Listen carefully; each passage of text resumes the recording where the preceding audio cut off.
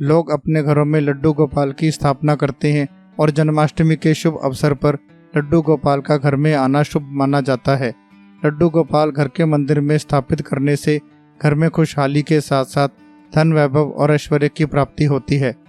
पर क्या आप जानते हैं भगवान श्री कृष्ण को लड्डू गोपाल क्यों कहते हैं? कैसे उनका नाम लड्डू गोपाल पड़ा? इसके पीछे की कहानी आज के वीडियो में हम आपके लिए लेकर आए हैं। नमस्कार दोस्तों, चैनल जीके बारामासी में आपका स्वागत है। ब्रजभूमि में बहुत समय पहले श्री कृष्ण के परम भक्त कुंभन दास जी रहते थे। उनका एक पुत्र था जिसका नाम रघुनंदन था। कुंभन दास जी के पास बांसुरी बजाते हुए श्री कृष्ण का एक विग्रह था। वे हर समय प्रभु भक्ति में लीन रहते और पूरे नियम से श्री कृष्ण की सेवा करते। वे उन्हें छोड़कर कहीं नहीं जाते थे जिससे उनकी सेवा में कोई विघ्न न हो। एक दिन वृंदावन से उनके लिए भागवत कथा करने का न्योता आया। पहले तो उन्होंने मना किया, परंतु लोगों के जोर देने पर वे जाने के लिए तैयार हो गए कि भगवान की सेवा की तैयारी करके वे कथा करके रोज वापस लौट आया करेंगे।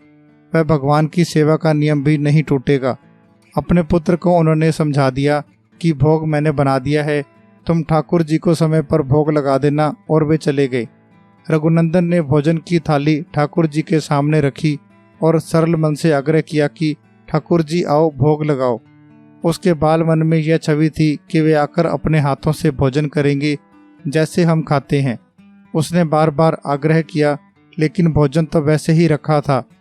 अब वह उदास हो गया और रोते हुए पुकारा कि ठाकुर जी आओ, भोग लगाओ। ठाकुर जी ने बालक का रूप धारण किया और भोजन करने बैठ गए और रघुनंदन भी प्रसन्न हो गया। रात को कुंभन दास जी ने लौटकर पूछा कि भोग लगाया था बेटा? तो रघुनंदन ने कहा हाँ। उन्होंने प्रसाद मांगा तो पुत्र ने कहा कि ठाकुर जी ने सारा भोजन खा लिया।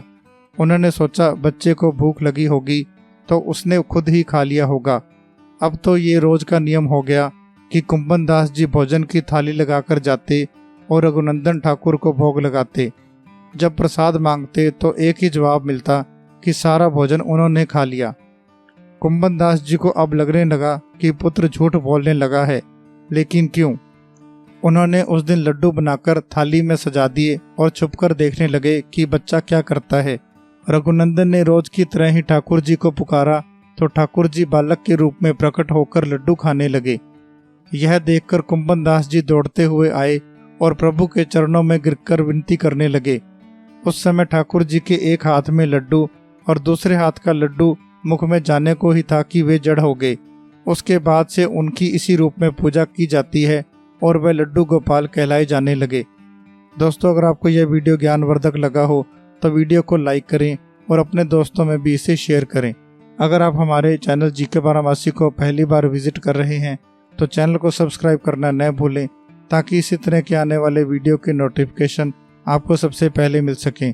मिलते हैं एक नई ज्ञानवर्धक वीडियो के साथ। वीडियो को पूरा देखने के लिए आपका धन्यवाद।